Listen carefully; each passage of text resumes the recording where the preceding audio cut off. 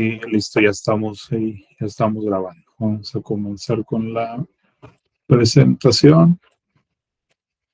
Y bueno, comenzamos. Ya la ven, ¿verdad? Me han comentado que sí la veía. Sí. Y bueno, entonces en esta sesión del día de hoy vamos a ver dos temas, 2 puntos. Son algo cortos. El primerito más que nada es algo corto. No sé si se dieron ahí la oportunidad de leer el libro y si no, pues bueno, aquí lo vamos a ver. Vamos a ver los puntos importantes y en esta sesión vamos a ver lo que son los problemas fundamentales del derecho de familia y seguido de los conceptos jurídicos fundamentales del derecho de familia. ¿Bien? ¿Qué nos menciona de los problemas fundamentales del derecho de familia? Bueno, aquí podemos mencionarles, bueno, más que nada, aquí es a partir de la página 200 del libro, ya sabes, del que se compartió a inicio de la clase. Es la página 200 donde comienza lo que es estos temas del día de hoy. El primerito, como lo mencionamos, son los problemas fundamentales del derecho de familia. Aquí nos menciona que son los siguientes.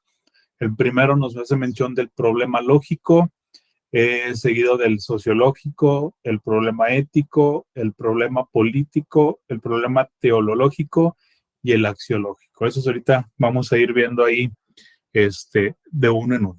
Nos dan una oportunidad, creo que alguien quería entrar y vamos a darles admisión. Listo. Y bueno, siguiendo, ¿qué nos dice del problema? El problema lógico, aquí nos menciona, dice, tiene por objeto definir el derecho de familia para fundar su autonomía, definiendo al derecho de familia como una gran fuente de derecho entre el derecho público y el derecho privado. Aquí con esta parte nos dice que entre el derecho público y el derecho privado, pues es como que nos está diciendo que el derecho de familia queda en medio de eso, queda en medio del derecho público y del privado. Más sin embargo, podemos considerar al derecho de familia como un poquito más pegado o casi más del lado del derecho privado, ¿no? Ahorita vamos a ver por qué decimos eso, que está más encaminado al derecho privado, ¿vale? Y seguimos que nos dice que la diferenciación más clara será que el derecho público son todas las normas que tienen por objeto estructurar al Estado, definir sus órganos y funciones, las relaciones entre los mismos o con los particulares, así como las que se originan entre los diferentes estados de la comunidad internacional, tienen que ser normas del derecho público. Recordemos aquí que el derecho público, si recordamos, es que es el que se encarga, como lo menciono aquí, de la organización de los estados.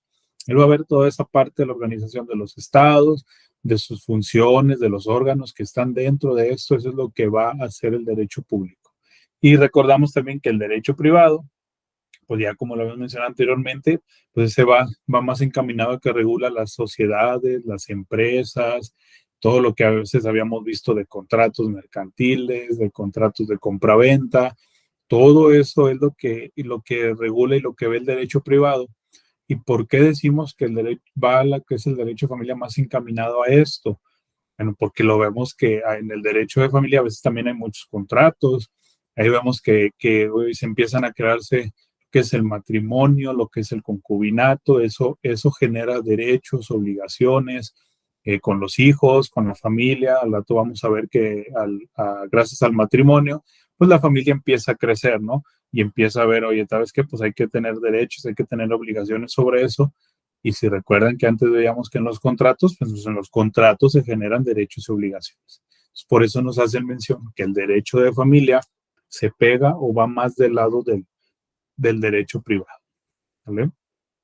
Y siguiendo aquí nos menciona que por derecho de familia entendemos el conjunto de reglas de derecho de orden personal y patrimonial, cuyo objeto exclusivo, principal o indirecto es presidir la organización, vida y disolución de la familia. O sea, ¿a qué se refieren con esto? Que dice organización y vida. Entonces sabemos que nosotros desde que nacemos ya tenemos obligación, ya tenemos derechos, primero que nada tenemos derechos y en este caso cuando nacemos nuestros padres tienen obligaciones sobre nosotros. Entonces desde que nacemos se empieza a organizar todo eso, ¿no? Se empieza a organizar todo eso, lo que es familia, los papás, los hijos, hermanos, tíos, tías, primos, sobrinos, cuñados, todo eso se empieza a organizar. todo lo que esto conlleve, ya sea positivo o negativo ante la sociedad, ¿no? Entonces, por eso dice, todo esto hay que organizar desde que empieza la vida y hasta la disolución de la familia. ¿Cómo puede ser una disolución? En este caso, pues ¿sabes qué? Pues ya alguien murió, pues ahí ya la persona pues ya no tiene derechos, ya no tiene obligaciones. Y en otro ejemplo también, como un tipo de disolución, pues puede ser en el divorcio, ¿no? Decir, ¿sabes qué? Somos pareja, vamos a divorciarnos. Si no hay hijos, si no hay bienes, si no hay nada, pues sin ningún problema. Se acaban los derechos y las obligaciones, se disuelve lo que es ese derecho de familia, se disuelve ese vínculo y sin ningún problema. Pero en caso de que llegue a haber hijos y llegue a haber patrimonio, bienes y todo, pues bueno, ahí vamos a ver, y más adelante vamos a ver esa parte del matrimonio y del divorcio, donde pues aunque ya se está disolviendo ese vínculo que tienen como matrimonio, pues van a seguir teniendo derechos y obligaciones, en este caso si hay hijos. Oye, ¿sabes qué? Pues de los papás tienen derecho, de poder ver a los hijos, tienen obligaciones de darles alimentos, de darles atenciones médicas, de darles todo lo que se ha comentado y casi todos sabemos sobre las obligaciones que se tienen sobre eso, ¿no? Entonces, por eso nos dice que el derecho de familia se entiende desde que se inicia la organización, a partir de que nace ese vínculo de que lo que es la vida y hasta el final que viene siendo una disolución.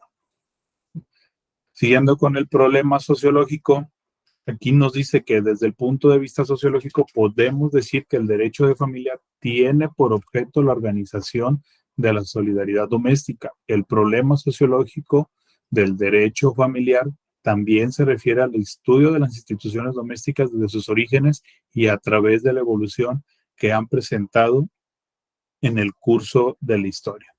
Entonces aquí hay que entender y recordar que la sociología, ¿qué es lo que hace la sociología?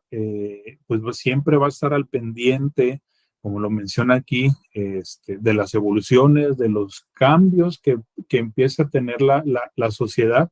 ¿Y por qué está al pendiente de eso? Bueno, pues está al pendiente para poder regular, para estar listo, o volvemos a mencionar, lo que pueda llevar, lo que esté evolucionando o lo que pueda tener cambios y ver cómo empieza a actuar la sociedad nuevamente. O sea, últimamente nos hemos dado cuenta que ya hay muchos cambios, muchas formas de pensar, de hacer, de decidir cosas. Un ejemplo en el tema del matrimonio, en su tiempo antes era, sí, está el matrimonio, pero empezó a haber ahora sí una diferencia que decían, oye, ¿sabes qué? Pues estoy en matrimonio, pero ya no quiero casarme. Hablando de hace años, ¿no? Cuando se empezaba a dar la figura del matrimonio. Y después, y no existía lo que era el divorcio. Entonces, oye, ¿qué vamos a hacer? Porque aunque estamos en matrimonio, yo ya no quiero estar con esa persona. Pues entonces el punto de la sociología empezó a estudiar y decir, bueno, si esta persona ya no quiere estar con la persona que está casada, ¿qué hacemos? Pues y crearon la figura del divorcio. Me dijeron, bueno, pues ¿sabes qué? Vamos a darle solución a esto creando el divorcio. Y obviamente sabemos que en el divorcio vienen detrás más puntos, como lo mencionábamos, no tienen hijos, ningún problema, si tienen hijos, oye, pues ¿cómo? ¿Quién se va a quedar con los hijos? ¿Quién los va a atender? ¿Qué derechos vas a tener? ¿Qué obligaciones vas a seguir teniendo, aunque ya no estés casado, que ya no sea una familia completa? Todo eso es lo que nos menciona que el punto de la sociología ha ido estudiando todo eso y hasta la fecha tiene que seguir estudiando todos esos puntos porque les digo, ha habido muchos cambios. Antes tenemos el matrimonio, después existió la figura del divorcio, ahora existe también la figura del matrimonio, pero ¿cómo ha cambiado? Bueno, pues ya existe y ya se entiende que es el matrimonio pues del mismo sexo, eso también ha cambiado. También que hemos visto, ya también se legalizó la droga, de alguna manera ya es legal tener algún tipo de droga legal. Entonces, todo eso es lo que se ha ido estudiando y se tiene que ir cambiando o viendo cómo se va a regular, qué cambios se tienen que hacer en las leyes para ir haciendo todo este tipo de cambios en base a la evolución que se ha tenido como sociedad. ¿Hasta aquí alguna pregunta, alguna duda con estos dos puntos que llevamos? ¿No? Si no, bueno, seguimos. ¿Qué nos menciona aquí? Dice, en todo tiempo ha sido y es la familia, como se ha dicho tantas veces, la verdadera célula de la sociedad, base y piedra angular del ordenamiento social. ordenamiento social, aquí nos menciona esta parte, ordenamiento social. ¿A qué se refiere o qué quieren decir con esto? Bueno, aquí se habla de que la familia constituye un ordenamiento social, si lo repetimos así, o sea, se tiene entendido que la familia crea ese vínculo de decir, si estás en familia, quiere decir que está todo bien, que hay un orden, que no hay ningún problema. Entonces, si estás en familia, no vamos a tener ningún problema pensando nosotros como Estado. Esa es la figura que tienes. Si tú estás en familia, es una figura que para el Estado está correcto y está muy bien. Que es muy importante ese vínculo para el gobierno. ¿Por qué? Pues si lo vemos en detalles así sencillitos, bueno, dice, oye, es que alguien que está en familia, que no tiene problemas, que todo ese vínculo está muy bien, está todo correcto, pues entonces no vamos a tener problemas de delincuencia, ya no va a existir tanto problema, tanta violencia, pensando, ¿no? Digo, yo creo que esa parte también ha cambiado con el paso de los años. Podemos decir que a lo mejor ahorita, aunque estés en familia, no quiere decir que todo va a estar correcto. Sabemos y conocemos de muchos casos, y a lo mejor hablando de menores de edad o de jóvenes que están entre de los 18 años en adelante, que ya dicen, ya soy mayor de edad, aunque estoy con mi familia, pues ellos creen que todo está bien, todo lo que hacen, se quieren comer el mundo, y a lo mejor muchas cosas que no son legales se les hacen fáciles de hacerla, y mucha gente se avienta el comentario de, oye, pero este jovencito, ¿por qué hizo eso? Si viene de buena familia, mira, tenía buenos ejemplos, todo eso. Entonces, uno cree eso, ¿no? Y el gobierno dice, mientras haya un buen ejemplo de familia, pues no vamos a tener tantos problemas, tanta delincuencia, no va a haber tanta violencia, ¿no? Pero digo, desgraciadamente eso ha ido cambiando. Ese detalle, pues ya se está quedando lo que es un poquito atrás en eso, ¿no? Pero hasta la fecha el gobierno dice, mientras uno está en familia, pues todo va a estar muy bien.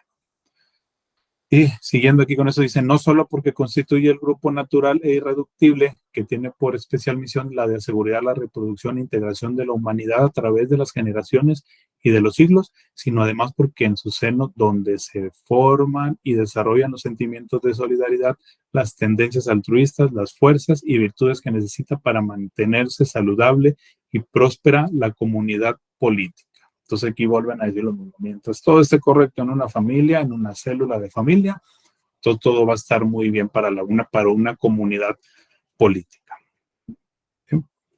El tercer punto que nos habla del problema ético, aquí nos menciona que este problema tratamos de determinar la influencia de la moral en la organización jurídica de la familia, tratando de diferenciar el derecho de la moral, precisando la intervención que tiene la moral en las diversas instituciones del derecho familiar. Aquí en el problema ético, pues ya vamos a ver lo que viene siendo el valor, o el valor de la moral. Aquí lo menciona como un derecho a la moral, pero recordemos que la moral viene siendo un valor y es uno de los valores más importantes. Al Estado le importa mucho esto, que se tenga un muy buen valor de moral, que sea uno de los principales valores, que se tenga en todos lados, en toda sociedad, dice el Estado. A mí me importa mucho que todos tengan ese valor de la moral, porque eso va a ser muy bueno para mi Estado. Volvemos a lo mismo, teniendo moral va a haber menos problemas, los índices de delincuencia, de violencia empiezan a bajar. Entonces ellos lo ven en este punto de problema ético sobre eso, que va pegado a la moral, al valor de la moral, pensando en que con eso todo va a estar correcto y los índices de delincuencia, de violencia, todo este tipo de casos, que aunque ya se tienen contemplados en la ley para que una sociedad funcione, varios dicen, mientras haya moral, todo va a ir caminando correcto y por la línea bien. Eso es lo que mencionan ellos. Aquí nos dice que cabe señalar que la moral es un influyente muy importante del derecho penal y del derecho de familia. En las demás disciplinas, como el derecho procesal, en el derecho administrativo, en el constitucional y en el mercantil, se advierte cada vez menos la intervención de la moral en los problemas jurídicos. ¿A qué se refiere con esto? Dicen, aquí nos menciona que es en el derecho procesal, en el administrativo. Pues en ese caso del administrativo podemos ver que se empieza a ver muchos amparos, ahí dice, pues, ahí no tiene nada que ver la moral. En el caso de lo constitucional, pues ahí se pueden ver que se empiezan a tener análisis de leyes, de análisis de algún artículo, dice, pues aquí no podemos ver o tomar en cuenta la moral. En un tema mercantil, pues empiezas a ver contratos, contratos mercantiles, no en un ejemplo, oye, sabes que en un contrato de compraventa, oye, sabes que estás generando derechos y obligaciones, pero los incumples, es tan sencillo, sabes que yo voy a demandar a esta persona porque está incumpliendo la obligación que tiene o el derecho que tenía de tal cosa lo está incumpliendo. Entonces ahí por eso mencionan ellos esa parte de que aquí la moral a lo mejor ya no entra tanto, ya no es tan influyente en esta parte de estos temas y por eso se menciona que no es menos la intervención en estos puntos, ¿no? O sea, en un contrato de compraventa, pues simplemente no se cumple, te demando. En un contrato de arrendamiento no lo estás cumpliendo, pues voy y te demando y por demandarte ahí no hay ningún tema de moral o no, o sea, tú estás incumpliendo, eres moral o no eres moral, pues ahora sí como dicen ahí ya no me importa, yo te voy a demandar porque estás incumpliendo en esto, ¿no? Entonces ahí es donde mencionan esta parte de que no tiene tanta intervención, ¿vale? Y seguimos que en el derecho familiar iremos comprobando que un concepto ético sirve de base para la celebración del matrimonio, de tal manera que este no es solo un contrato, como dice el Código Civil, sino una forma de vida moral permanente entre los consortes, tanto en sus propias relaciones como en la educación de sus hijos. ¿Aquí alguna pregunta sobre esta imagen que llevamos? No, todo muy bien explicado. Ok, bueno, No, seguimos. Muy bien, seguimos. Sin admitir la idea religiosa de que el matrimonio sea un sacramento, para el derecho es evidente que la ley toma en cuenta fundamentalmente el aspecto moral de la institución, a fin de que no solo se realice la función biológica de la perpetuación de la especie, sino para que también exista una comunidad espiritual entre los consortes que permita a su vez cumplir con los deberes de vida en común, fidelidad, asistencia mutua y socorro que imponen el derecho y la moral. ¿Qué nos dice aquí? Sin admitir la idea religiosa. ¿Qué nos dice con esto? Pues que el Estado ya tiene, sabemos que ya desde hace muchos años ya el Estado se había separado con la iglesia, ya no lo ves como dice, oye, me voy a meter en temas de iglesia, me voy a meter en temas de religión. El Estado dice, yo respeto esa parte, no me puedo meter en eso. Tu religión, tú por tu lado, yo Estado por mi lado, respetamos y no hay ningún problema, ¿no? Eso ya sabemos que, si no me equivoco, desde que estaba Benito Juárez, que él dijo, vamos a separar Estado y religión. ¿Por qué? Porque en aquel tiempo la religión ya se estaba metiendo mucho, empezaba a tener y querer tener mucho poder sobre el Estado. Entonces ahí el Estado dijo, sabes que no, esto ya no puede ser así, vamos a separarnos. Y fue cuando dijeron, a ver si el Estado empieza a tomar las riendas de los problemas que se tengan, ¿no? Pero aquí, ¿qué pasa? Dice, pero aunque no me meto con la iglesia, para el Estado también lo ve como muy importante que la familia vaya pegado a la religión. Y aquí sin mencionar ninguna religión en específico, pero dice, una familia que esté dentro de una religión, creemos y se piensa que todo va a estar bien. ¿Sabe? Ah, pues mira, esa familia es muy religiosa, de tal religión, de tal punto, de tal cosa, ¿no? Entonces decir, bueno, pues mira, yo como sociedad quiero que una familia esté bien y si la iglesia, esa familia yendo a una iglesia, a tal religión, va a estar mejor, digo, no me meto en la iglesia, pero pues, me conviene. Eso es lo que dice, a mí me conviene que estén pegados en eso, ¿por qué? Porque van a ir por el buen camino, pensándolo de esa manera, ¿no? Sabemos igual, como me gusta decirles, por más que uno diga, es que yo voy a la iglesia o esto, sabemos que puede pasar cualquier cosa y aunque hayas estado en la iglesia o no, los problemas se pueden dar y las situaciones surgen.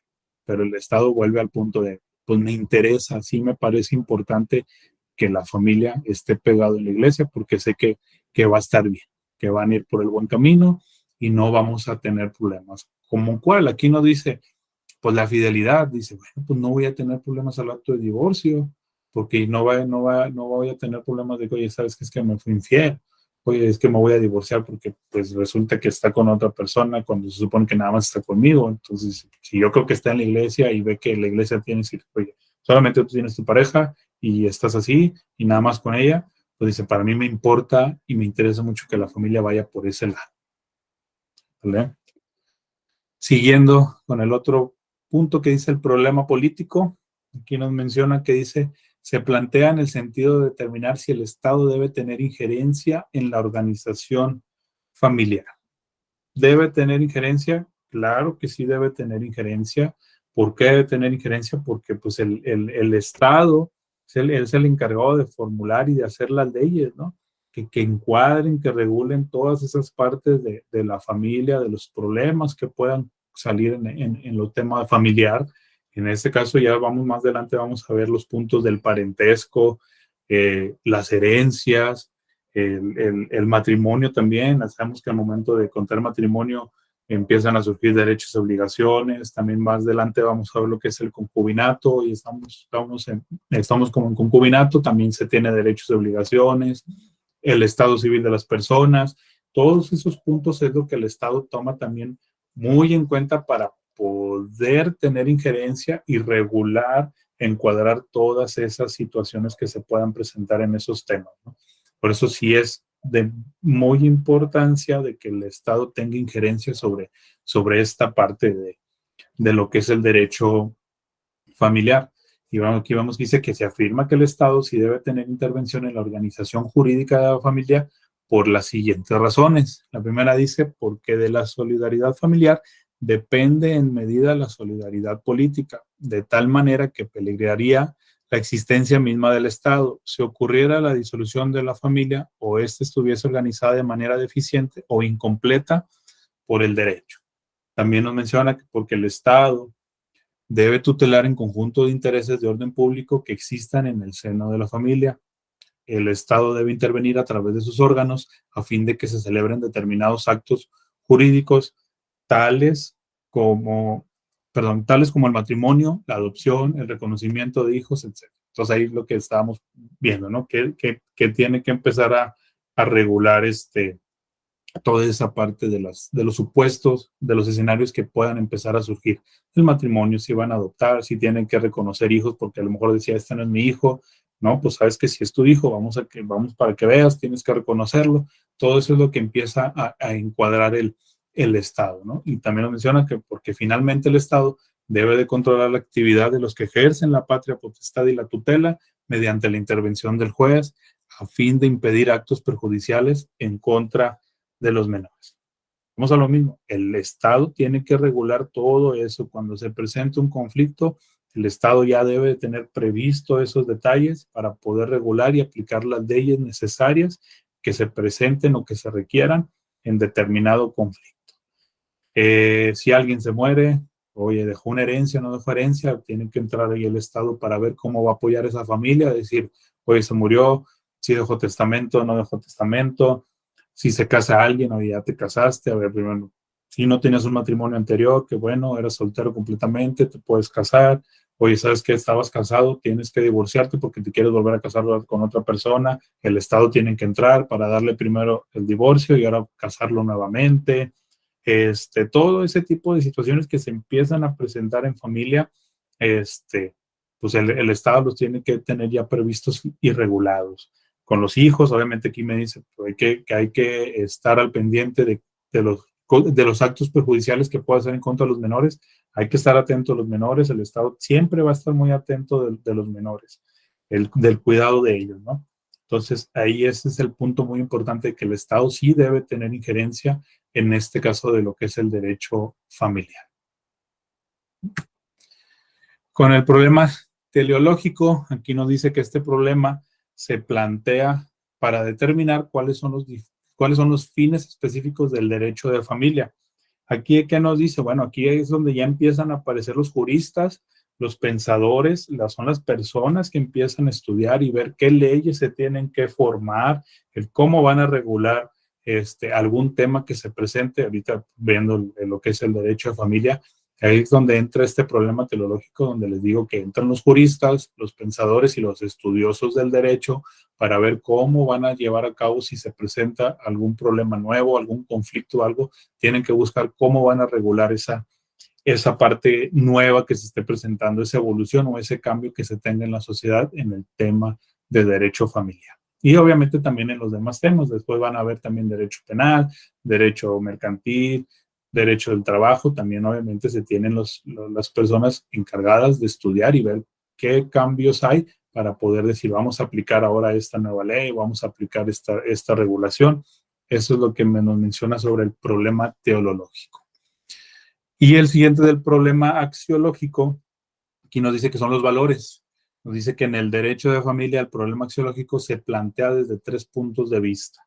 Aquí con esto se va a referir directamente a los valores. No sé si voy a revisar, creo que alguien quiere entrar. Permítanme. Sí, están entrando. Ok. Y seguimos a ver en cuál me quedé. Aquí en este problema axiológico. Sí, sí me van siguiendo, ¿verdad? Sí, no, sí vamos entendiendo. ¿No han tenido alguna duda o algo con lo que llevamos? ¿Algo que quieran comentar? No, todo muy bien, profe. Gracias. Bueno, qué bueno, seguimos.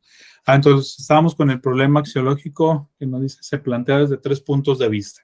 Primero dice, por lo que se refiere al concepto de justicia, que debe existir en determinadas instituciones familiares, en cuanto atañe a un régimen de seguridad, de tanto que debe existir en determinadas instituciones familiares. No, perdón, me cambié de nuevo, va. En cuanto atañe a un régimen de seguridad, tanto desde el punto de vista de las relaciones personales, cuanto de las relaciones patrimoniales. Aquí dice patrimoniales, de las relaciones patrimoniales, relaciones personales. Aquí podemos pensar, obviamente, uno como familia, pues empieza a generar su patrimonio. Obviamente ese patrimonio les pertenece. Obviamente va pensando que obviamente como familia están los papás y los papás empiezan a generar ese patrimonio, empiezan a tener más patrimonio, pero ¿qué pasa cuando ya en este caso no están los papás? Podemos pensar que a lo mejor hay hijos menores o ya tienen hijos mayores. ¿Qué pasa cuando ya no están los papás? ¿Qué pasa con ese matrimonio? Bueno, aquí es donde volvemos a decir, entra el Estado, ya tiene prevista esos detalles y decir, a ver, si ustedes dos eran sus hijos, y ya no están sus papás y los papás eran dueños de una casa y de 2 carros, ustedes son hijos, bueno, si no hay ningún otro problema, la casa es de los hijos, los 2 carros quedan para los hijos y en este caso si son mayores de edad, pues ustedes van a saber lo que hacen. A lo mejor se van a poner de acuerdo y van a decir, ¿sabes qué? Vamos a vender la casa, y cada uno se queda un carro, o sabes que no, vamos a vender los carros, nos quedamos la casa, vamos a pensar si la rentamos, oye, sabes que a lo mejor no, yo me interesa mejor vivir ahí, el otro se está de acuerdo y dice, bueno, pues tú quédate viviendo en la casa, yo ya tengo mi casa, oye, sabes que no sé, la vamos a dejar es una casa de fin de semana, por decir ejemplos así, ¿no? Pero el detalle aquí es que dice que al momento que generan sus relaciones patrimoniales, que generan su patrimonio, pues el Estado ya lo tiene regulado y dice, mientras no haya ningún problema, aunque los padres o los dueños ya no están, si tienen hijos, aquí está, no va a haber ningún detalle, el patrimonio sigue siendo de ustedes, y al rato cuando esos hijos no estén, y si tuvieron hijos, pues va a pasar a los hijos, y si esos hijos, y así se puede ir. Trata de hijos, de los hijos, de los hijos, hasta que, bueno, a lo mejor ya no hay nadie, o a lo mejor ya se vendieron esos bienes, esos patrimonios, pero mientras el Estado lo tiene regulado. Están los papás, y ya no están los papás, están los primeros hijos, y luego empiezan los hijos de los hijos, y como les digo, así nos podemos ir. ¿Vale? Y el otro punto que nos dice para realizar el bien común y el orden dentro del grupo familiar. Solamente aquí el Estado siempre va a estar buscando que se tenga el orden, que haya equidad, que siempre se tenga justicia y que todo esté en un buen funcionamiento. Eso es lo que va a buscar el Estado siempre para que se estén bien y en orden común. ¿Vale? ¿Hasta aquí alguna pregunta? ¿Una duda? ¿Algún comentario con esto? Sí, sí, siguiendo la línea. Sí. Ok, bueno. Sigamos con el siguiente punto que nos menciona los conceptos jurídicos fundamentales del derecho de familia. ¿Cuáles son estos conceptos? Aquí vemos que son los sujetos de derecho, los objetos jurídicos, los supuestos jurídicos, las consecuencias de derecho y las relaciones jurídicas. ¿Qué nos menciona del primero? Lo que son sujetos del derecho familiar. Nos dice que fundamentalmente los parientes por consanguinidad. Aquí sabemos y entendemos que por consanguinidad se refiere a los que son los parientes de sangre. Eso es lo que dice. Al momento de que nos digan por consanguinidad, son los de sangre. Los de afinidad, pues al rato es cuando ya te casas, pues ya empieza a decir, oye, ya empieza, ya tengo cuñado, ya tengo cuñada, nuero, nuera, suegro, suegra. Esos vienen siendo los que son por afinidad, cuando ya se empieza a hacer el vínculo del matrimonio. También vienen lo que son por adopción, los cónyuges y las personas que ejerzan la patria potestad o tutela, y también los concubinarios. Eso les digo, va a haber un tema donde vamos a ver más a detalle esta parte de concubinarios. Y bueno, aquí nos menciona que los parientes, dice, la categoría de pariente es esencial en el derecho familiar por la diversidad de consecuencias jurídicas que se presentan. Diversidad jurídicas. Esto va muy ligado al parentesco. O sea, somos pariente, parentesco, es lo mismo. Y aquí ya vamos a ver que dependiendo del grado tan cercano que se tenga, viviéndose al tronco familiar, pues va a ser el grado de derechos y obligaciones que se van a tener, que cada uno va a tener, ¿no? Dependiendo del grado. Aquí ya vamos a decir que los parientes más cercanos van a excluir a los más lejanos. Eso rato, yo creo que el siguiente tetra también lo van a ver más específico ahí en la clase de sucesiones, donde van a ver que el pariente más cercano va a excluir al más lejano. ¿Cómo sería aquí en este caso? Un ejemplo de alguna herencia, o bueno, no, de alguien, supongamos que alguien muere, alguien fallece, y se quedó con casas, con carros, con dinero, pero pues sabes qué, murió intestado. Oye, pues vamos a ver, ¿sabes qué? Pues la persona estaba solo, no tenía esposa, se cree que a lo mejor en su tiempo pudo tener algún hijo o dos hijos, no sabemos. Pues bueno, vamos a empezar, a lo mejor la familia está muy interesada en qué es lo que va a pasar con los bienes que tenía esa persona, y empieza a ver, ¿sabes qué? Pues vamos a ver. Esta persona falleció, dejó tantos bienes, yo soy su hermana, pues no tenemos ningún otro hermano, solamente éramos dos, pues yo voy a pedir que los bienes de él sean míos. Oye, ¿sabes qué? No, pues ya apareció un hijo. Ah, ¿sabes qué? No, pues es que está primero el hijo. Oye, no hay hijos, bueno, está primero un hermano. Oye, no hay hermanos, pues apareció un primo. Oye, o apareció un tío.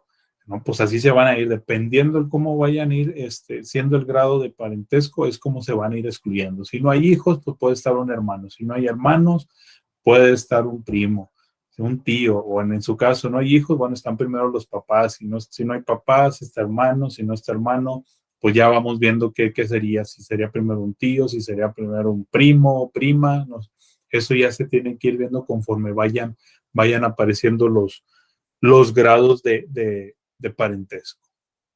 ¿Sí? Con el otro punto de cónyuges, donde dice que la calidad de consortes o cónyuges es importantísima en el derecho de familia, en virtud de que no solo crea sujetos especiales del matrimonio con el conjunto de derechos y obligaciones que recíprocamente la ley concede e impone, sino que además se proyecta sobre los parientes legítimos. Personas que ejercen la patria potestad y menores sujetas a la misma. Dice que dentro del parentesco se originan las relaciones específicas que impone la patria potestad entre los padres e hijos, o en su caso, entre abuelos y nietos. Aquí nuevamente, personas que ejercen la patria potestad, nuevamente vamos a ver lo que es el parentesco, que va, como lo mencionamos, va ligado en todo eso, de la patria potestad. Aquí, la patria potestad, podemos decir, oye, ¿quién está al cuidado? ¿Quién se encarga de los menores? ¿Quién se encarga de los hijos? En la figura del divorcio, pues sabemos que cuando llega una pareja y dice nos vamos a divorciar, lo primero o lo importante que el juez dice o debe preguntar y saber es decir, ok, ¿hay hijos? Sí, sí hay hijos. Ok, ¿con quién están? ¿Quién está al cuidado de ellos? ¿Quién está al pendiente de ellos? ¿Quién está ejerciendo en ese momento la patria potestad sobre los hijos que hay de ese matrimonio? No, pues están con la mamá, están con el papá. Ah, bueno, ¿están bien cuidados? Ok, bueno, mientras esté el proceso de divorcio, si los dos están de acuerdo, se quedan con la mamá o se quedan con el papá y no hay ningún problema. Eso es lo primero que tiene que ver. También está el otro punto, la otra situación que puede pasar, que a lo mejor ya no están los papás por alguna cuestión de accidente, por alguna cuestión que simplemente se fue, dejaron a los hijos, ya no sabemos qué pasó con ellos, y un día de esos llegaron y los dejaron en la casa de los abuelos, ya no sabemos, simplemente los dejaron ahí. Oye, pues ¿sabes qué? Sí, están bien cuidados con los abuelos, pero a lo mejor está un hermano de la mamá de los niños y está muy interesado porque él siempre ha estado al pendiente de esos niños o de ese niño y dice, oye, ¿sabes qué? Es que yo quiero tener la patria potestad de mi sobrino, no tengo ningún problema con el abuelo en el que están, pero yo quiero estar al pendiente de ellos, voy a estar muy al pendiente de ellos. Y entonces ya tienen que ver con el juez. ¿Sabes qué, juez? A mí me interesa tenerlos. Y el juez tiene que empezar a analizar, a ver, ¿con quién están? ¿Están bien cuidados? Sí, están bien cuidados. ¿Van a estar bien cuidados contigo? Sí, sí, también van a estar bien cuidados. Pues empieza a analizar el juez con quién se puede quedar, porque siempre, como les mencioné, el Estado siempre va a estar al pendiente de que los menores estén en buen estado. En buen estado, obviamente, que tenga vestimenta, educación, atención médica, alimentos. A eso nos referimos como que estén en buen estado.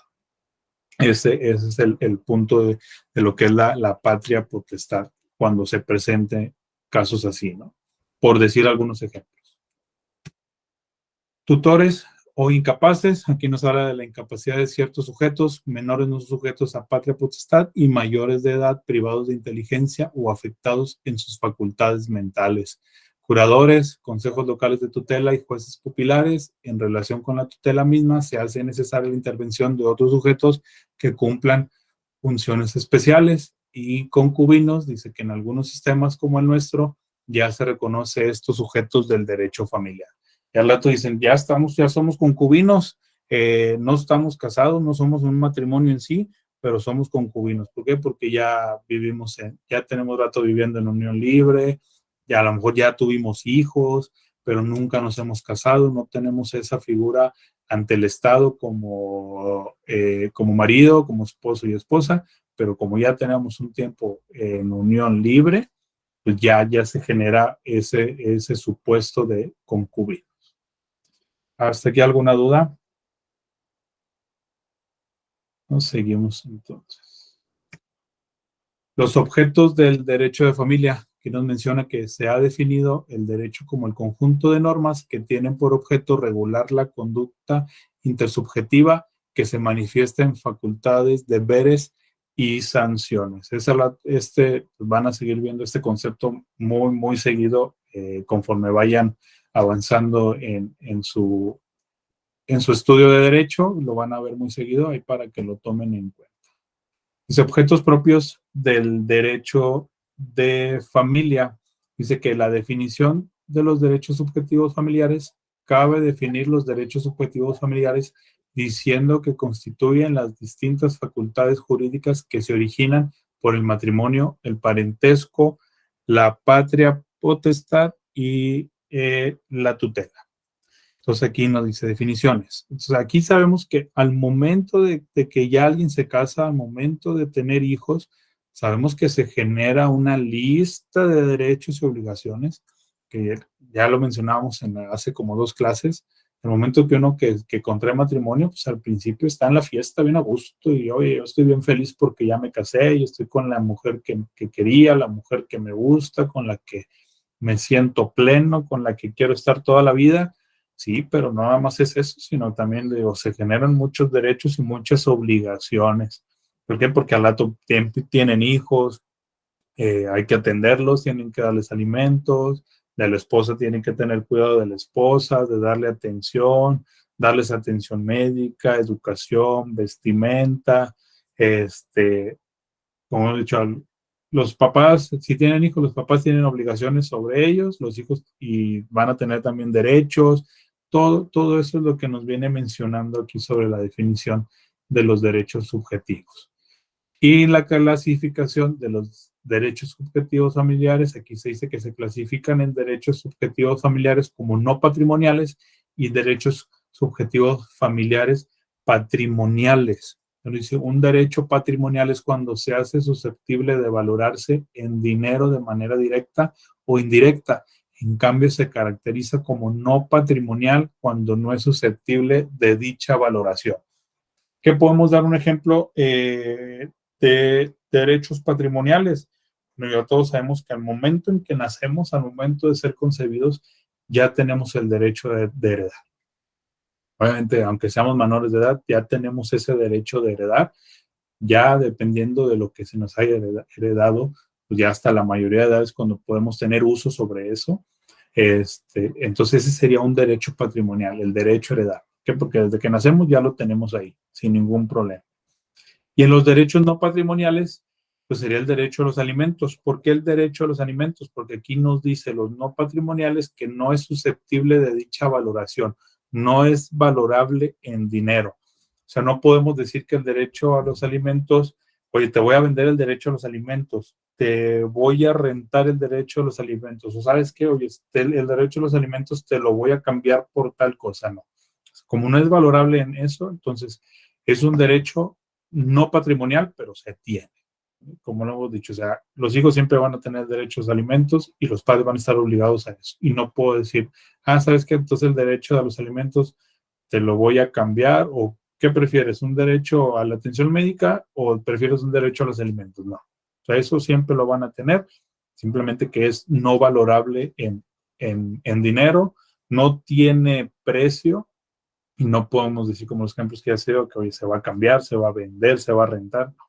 Simplemente es no patrimonial, pero ahí se va a tener. ¿Sí? ¿Alguna duda? Vamos rápido, vamos lentos, están muy callados. Seguimos aquí, ¿no? A lo mejor ya se desconectó esto. No, todo bien. Bueno, sí seguimos entonces. Vamos bien entonces, ¿verdad? Sí, todo bien. Ok. Yo creo que vamos a terminar rapidito. Vamos a ver en cuál nos quedamos. Ok. Seguimos con los supuestos especiales del derecho. ¿Qué nos menciona de los supuestos especiales del derecho? Dice, habrá primero que enumerar los supuestos especiales del derecho de familia y como supuesto principal mencionaremos el parentesco, al matrimonio y al concubinato. Y como supuestos secundarios, la concepción del ser, el nacimiento, los distintos grados en la minoría de edad, la emancipación, la mayoría de edad, la edad de 60 años para los abocados a la patria potestad o la tutela, la muerte, el reconocimiento de los hijos, la legitimación, las causas de divorcio, la nulidad del matrimonio, las causas de disolución de la sociedad conyugal, o sea, el divorcio, y ahí se va a disolver lo que es el matrimonio, que no viene ahí, y en general la condición moral de determinadas personas. ¿Qué son todos estos? Como lo dice ahí, son supuestos. Eso ya se fue registrando conforme se fueron dando. Obviamente se fue dando el parentesco, se fue dando el matrimonio, el rato ya del matrimonio, las personas que ya no quieran estar, pues se surgió el divorcio. ¿Y por qué fue el divorcio? Bueno, surgieron las causas del divorcio. Hoy también, aunque estábamos en matrimonio, surge la nulidad del matrimonio por punto, algo que pasó, que sabes que no, es que ese matrimonio no está bien, tiene que ser nulo. Las causas de la disolución de la sociedad conyugal, todo eso se fueron dando, se fueron registrando, como lo que hemos dicho siempre, se dan y se tiene que buscar la manera de encuadrarlos y de regularlos ya dentro del marco legal. Todo eso ya se tiene ahí previsto y ya se ha ido regulando dentro del marco legal. ¿Vale? Seguimos con las consecuencias del derecho. Nos dice, para el derecho de familia existen dos tipos de consecuencias del derecho. Nos menciona lo que es la relación, las relacionadas con la creación, transmisión, modificación o extinción de derechos, de obligaciones y de estados jurídicos. También nos menciona aquí las referentes a la aplicación de determinadas sanciones. Eso, al momento de decir transmisión de derecho, las consecuencias de transmisión de derecho, pues nos menciona es donde yo voy a transferir mis derechos, ¿no? O sea, aquí no lo menciono. Yo voy a transmitir mis derechos, Por eso menciona que es una transmisión. Nos dice aquí que las consecuencias de creación de derechos, de obligaciones y de estados jurídicos en el derecho familiar, las consecuencias constitutivas o de creación se presentan principalmente respecto a los estados jurídicos que a su vez originan un conjunto de derechos y obligaciones de manera más o menos permanente. Pero volviendo al ejemplo de siempre, al contraer el matrimonio, pues ya generas un conjunto de derechos y obligaciones y nos dice de manera más o menos permanente. ¿Por qué más o menos permanente? Porque ya sabemos que ese matrimonio, por cualquier detalle, se puede disolver. Y al momento de disolverse, pues vamos a ver si ya ese conjunto de derechos y obligaciones se sigue o se extingue también, igual que el matrimonio, ¿no? Por eso nos dice que de manera más o menos permanente. Y las consecuencias de la transmisión de derechos, deberes y estados jurídicos, dice que las consecuencias de transmisión son excepcionales en derecho familiar, sin embargo, pueden presentarse en dos casos, en la adopción y en la tutela testamentaria. La adopción permite una verdadera transferencia de la patria potestad de los padres consanguíneos al adoptante. Expresamente en el artículo 403 del Código Civil Federal nos dice que los derechos y obligaciones que resultan del parentesco natural no se extinguen por la adopción, excepto la patria potestad que será transferida al padre adoptivo. Mejor aquí está un poquito confuso, o no sé si ustedes ahí más o menos ya le agarraron la línea, pero nos dice que resultan del parentesco natural, no se extinguen por la adopción. O sea, si alguien adopta a un hijo y los padres siguen estando presentes, entonces dice, aunque él haya sido adoptado, no se va a extinguir los derechos y obligaciones por el mismo parentesco natural. ¿Qué pasa? Pues sabes que alguien adoptó a este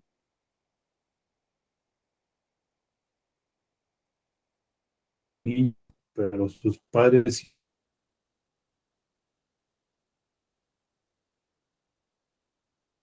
siguen estando ahí. Yo la verdad y lo veo desde de los padres, en este caso del parentesco natural. Dice, y acá en la patria potestad, pues dice, se va a transferir. Alguien que lo adopta, que tú lo adoptaste, pues bueno, vas a transferirle tus derechos y obligaciones a ese niño que adoptaste. No sé si ahí más o menos me di a entender. Bueno, digo, yo ese es un punto que sí no le veo más o menos todavía forma. No sé ustedes más o menos si tengan alguna idea, algún comentario sobre esto.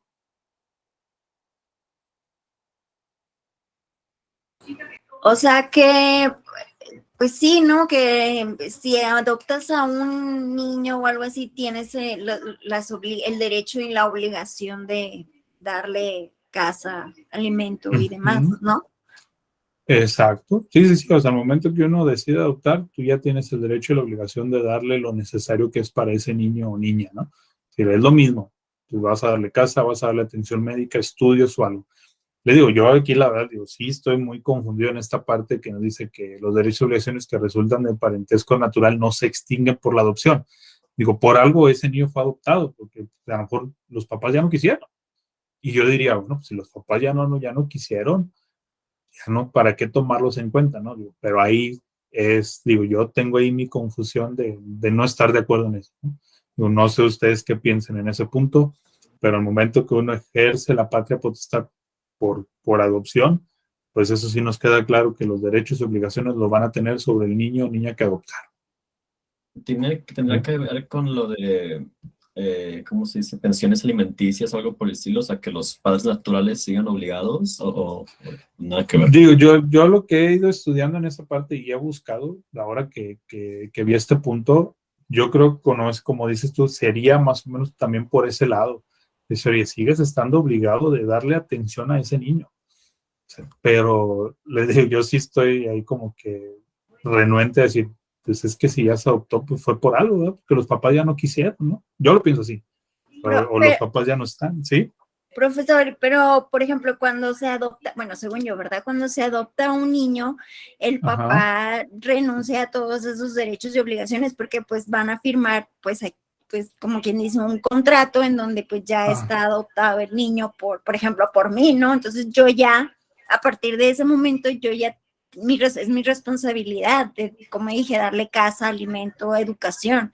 Y ya la otra persona pues ya no tendría ningún derecho. Ya no figura. Ajá. Sí, digo, yo estoy con esa misma idea, ¿no? Decir, bueno, si ya decidiste adoptar, digo, ahí habría que ver un punto. He escuchado de casos que a veces dicen, hay una persona, a veces, yo lo he visto 2, 3 casos de a lo mejor una jovencita que está embarazada y que dice, es que aunque yo esté embarazada, realmente no tengo el valor de, pensando en el punto de no voy a abortar, lo voy a tener, pero no quiero tenerlo conmigo. Y a lo mejor a alguien se acerca, a alguna pareja o algo, dice, oye, pues, si tú no lo quieres tener, no te preocupes, lleva bien tu embarazo, pero al momento que nazca el bebé, pues nosotros lo queremos que esté con nosotros. Y ya ellos se ponen de acuerdo. Les digo, no tengo el conocimiento de cómo se haga eso, pero sé de casos así de que dicen, bueno, ya nace el bebé, la familia, la pareja se hace cargo todo el tiempo de la jovencita, decir, ok, vamos a ayudar para que te atiendas y todo, pero al momento de nacer el bebé ya nació, nos lo entregas, si no hay ningún problema, pues va, ya tú por tu lado y nosotros por nuestro lado, ¿no? Así es, pero algo tiene que haber, no sé si lo podemos mencionar como algún contrato o algo que digan, yo ya no voy a tener derecho ni obligación sobre ese niño, ustedes se lo van a llevar y adelante. ¿Y no será que a lo mejor, por ejemplo, si se estudia a los padres naturales que tienen los bienes suficientes para hacerse cargo del hijo, que a lo mejor de esa manera por eso los hacen responsables aún? Pudiera ser también. Sí, se pudiera. Que como se hace un estudio sobre ese punto, pero yo creo que a lo mejor sería un buen tema que deberíamos de investigar. Vamos a tomar nota para saber si antes del último examen nos queda ahí una semanita libre para ver, digo, a mí se me hace un punto importante, ¿no? No sé ustedes qué piensen para decir, Sí. nos podemos pegar eso, ¿sí? Perdón, habían levantado la mano, disculpen. Sí, yo. Maggie Ibarra, ¿verdad? Sí, perdón. Creo Sí. que tienes 30 días cuando vas a adoptar a alguien, la mamá o el papá que está dando en adopción al niño tiene 30 días para arrepentirse. Ok. Que si lo quieres dar o lo quedas, más en los bebés creo que son 45 días. Ok. Entonces, aunque tú hayas cubierto todos los gastos durante el embarazo, si a la última hora la chava dice no, ya te quedaste sin bebé Ya. y ya se fue ese dinero. Y dices tú, Sí, pues es el riesgo. sí Es el riesgo. está bien feo para los que ya están con la ilusión, pero sí, yo pienso que la conclusión que yo saco es que en ese punto en especial es ese tiempo de que tú todavía tienes pues derecho a la patria potestad. De decidir si quieres entregarlo o no. Digo, a lo mejor se escucha algo feo, es decir, te lo entrego, te lo doy. O sea, todavía tienes oportunidad de decir si te lo doy, no te lo doy. Pero sí, digo, sería un punto que pudiéramos ver si es que nos da al final de los temas que todavía nos faltan, si nos queda ahí una semanita libre, a lo mejor sería algún punto que podemos poner ahí en discusión de estudiarlo un poquito más a fondo, ¿no? Pero bueno, vamos a seguir con los demás puntos. Y nos quedamos aquí, ok, del artículo 403 del Código Civil Federal. Bueno, ahí lo pueden buscar si quieren seguir más seguido con este tema. Siguiendo con las relaciones jurídicas del derecho familiar, nos dice que son aquellas vinculaciones de conducta que se constituyen por el parentesco, el matrimonio, el concubinato, el divorcio, la patria potestad o la tutela. Son aquellas, nos dice aquí, son aquellas vinculaciones. Aquí menciona el matrimonio como una vinculación, o sea, simplemente el matrimonio, lo vemos así, o sea, se unen dos familias diferentes, ya se empieza a generar una serie de variables, vamos a ver más adelante, ya variables en el tema legal, que ya están contemplados en la ley, pero cada situación que se puede presentar de algún problema o algo, eso ya ya se tiene ahí regulado por la ley. Por eso dice, aquellas vinculaciones de conducta que se constituyen por el parentesco, el matrimonio, el concubinato, obviamente cuando se dé el divorcio ya también ya está regulado, cómo se va a llevar esa situación, qué va a tener cada quien, la patria potestad y la tutela, ¿vale?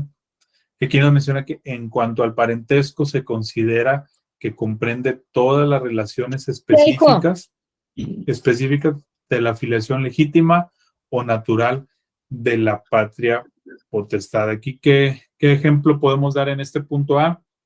Nos dice, cuando alguien muere, y ya lo habíamos visto que se tiene una herencia, pues, ¿qué pasa? Sale la familia, salen los hijos, salen los hermanos, y obviamente la ley ahí tiene que revisar. A ver, tú eres un hijo, tú eres un hermano, vamos a ver qué derechos vas a tener sobre esto, ¿no? Como ya lo mencionamos, recordando el grado de parentesco, el más cercano va a excluir al pariente más lejano. Aquí nos menciona, en cuanto al parentesco, se considera que comprende todas las relaciones específicas de filiación legítima, natural o patria potestad. Ahí dependiendo cuál sea la relación que se tenga, es como se va a ir dando la importancia que se tiene. Y en el punto B, dice, respecto a las relaciones que originan el divorcio, generalmente se comprenden en el estudio de las relaciones conyugales con una prolongación o consecuencia de las mismas, pero en nuestro concepto como tal, punto de vista es inadecuado. Entonces, esto es como dice que se puede terminar, ¿no? O sea, aquí nos menciona sobre el divorcio, obviamente sabemos que con eso es una disolución. Al momento que lo terminen, sabemos que tienen que revisar, como ya lo hemos mencionado, si se tienen menores, si se tienen patrimonios, se tienen bienes, pues ahí que van a tener que atender esos temas. El Estado, la ley va a tener que atender esos temas. Ya sabemos que ya se tienen previstos, hoy hay hijos, pues con quién van a estar los hijos, quién los va a atender, hay bienes, hay una casa, quién se va a quedar con la casa, qué decisión van a tomar sobre eso, todo el patrimonio que puedan tener. Obviamente la ley ya tiene que tener previsto todos esos puntos para ver cómo van a proceder sobre esos temas, ¿no? Y por último nos menciona aquí que las relaciones propias de la tutela deben ser estudiadas independientemente de aquellas que se crean por la patria potestad, pues tienen supuestos y contenidos diferentes. Pues bueno, aquí es todo. Si tienen alguna duda con este tema, ahora sí creo que nos fuimos rapidito. No sé si ahí quedó claro. ¿Tienen más dudas sobre esto? ¿Algo que quieran comentar con el tema?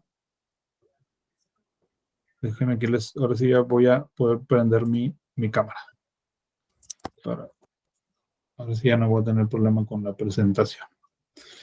Entonces, como vieron, estuvo un poquito cortito el tema, estuvo bien, ahora vienen muy callados. Algo pasó después del examen, andamos muy cansados, me fui rápido, faltó más. Sus clases son muy interesantes, Lee, la verdad.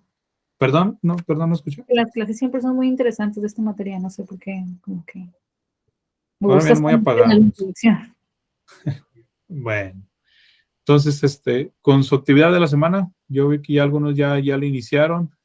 No he visto cómo les fue, solamente ya he visto cuántos han contestado la actividad de esta semana. Si se dieron cuenta, pues fue parecido al examen. Eran de preguntas de opción múltiple. Dije, bueno, para que no se olviden del examen, vamos a ponerle otra actividad igualita, aprovechando que vienen ya practicando con eso. Y igual ya saben, pues se tiene la oportunidad hasta el domingo por la noche. Recuerden, no lo dejen hasta el final. No lo dejen hasta el final. Elisa. Elisa. Tienen el micrófono prendido. Bueno. Y le digo, no lo dejen hasta el final del domingo, no vayan a tener un problema ahí para presentar la actividad, que tengan problemas de internet. Y algo que les quiero recordar, que se volvió a presentar en estas últimas actividades que entregaron, por favor, pongan atención en los archivos que suben. Me han estado compartiendo archivos que no son de la actividad de la semana, no corresponden a la actividad, y pues ahí tengo que estarles mandando mensaje para que puedan subir el archivo correcto. les digo, ya les repetí, no me gustaría que por ese tema se queden sin calificación o estarles yo poniendo alguna baja calificación porque el archivo no corresponde. Entonces también pongan atención en los mensajes que se les puedan mandar ahí en la plataforma. Digo, de perdido, si entran una vez en el día, pues de perdido, a ver, hay mensajes, de tal, a ver si el maestro me mandó algún mensaje, déjame ver, no me mandó nada, bueno, está correcto. Pero de verdad pongan atención en eso porque me están compartiendo archivos que no corresponden. Recuerdo que al inicio del Tetra les mencioné que se había presentado anteriormente con eso, el alumno nunca me contestó y al final ahí me estaba reclamando que por qué no le había calificado esa actividad o por qué le había puesto 0 cuando yo le mandé varios mensajes y nunca los contestó, nunca atendió, ya hasta después del examen final cuando dijo, oye, ¿por qué salí tan bajo? Pues bueno, yo te estuve buscando y pues no, o sea, no pusiste atención a tus mensajes, no pusiste atención a la plataforma y pues no pude calificarte correctamente esa actividad. Lávate los dientes ya. Entonces, pues bueno, les digo, pongan atención en eso y si no hay ninguna otra duda o algo con el tema, nos vemos la siguiente semana, ¿sale? Es todo por allá. Gracias. Gracias, profe, nos vemos. Gracias, maestro. Gracias, nos vemos, ya podemos ir a descansar o a cenar al que ya Gracias. que ya tenga hambre, ¿sale? Provechito y a descansar. Gracias, profe. Gracias. Hasta luego. Hasta luego. Tengan Hasta buenas luego. noches.